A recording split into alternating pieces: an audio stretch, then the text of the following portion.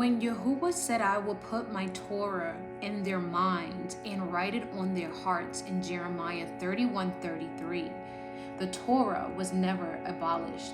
It was neglected by the church. And Yahuah is restoring it because his covenant stands forever.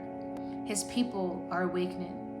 And the kingdom will be ruled in righteousness according to his Torah, the book of Acts, the first outpouring. The disciples were in Jerusalem during Shuvat, the Pentecost, and they were filled with the Ruach HaKodesh. And suddenly there came a sound from heaven as a rushing mighty wind, and they were all filled with the Ruach HaKodesh and began to speak in other languages.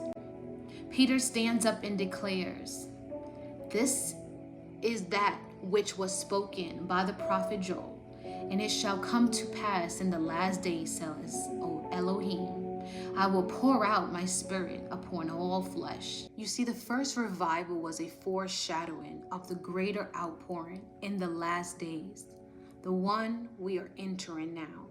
The last days, a greater awakening, outpouring of the book of Joel, prophesied that both the early and the latter rain. It said, be glad then, your children of Zion, be rejoice in Yahuah your Elohim. For he was giving you the former rain moderately, and he will cause to come down for you the rain, the former rain and the latter rain, in the first month. Joel 2:23. The former rain was initial revival, but the latter rain is now. Yahuah is restoring his name, his spirit, and his people. The end time revival isn't about church growth, it's about identity restoration, truth revealed. Yashar'al rising with the Ruach and to take their place in the kingdom. Acts 4 verse 11 says, the rejected stone is Jesus Christ. But in fact, now that we know Jesus Christ is not the true identity, but his name is Yahusha. Yahusha is the stone the builders rejected, which has become the cornerstone. This proves that the world, including religion and false systems, rejected the true identity and true name of the Son. They replaced it with Jesus. Ask the Hebrew truth. Not only his name, but his mission and his people have been distorted and scattered. But now Yahuah is exposing it all.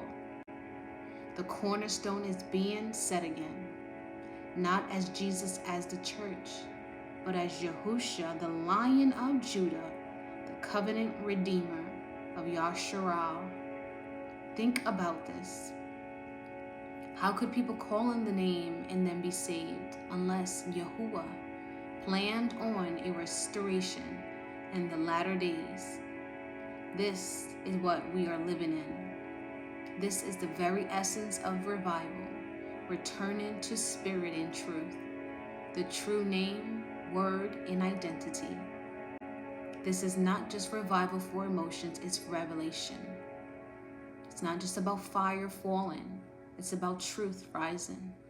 Not just revival, but identity, resurrection.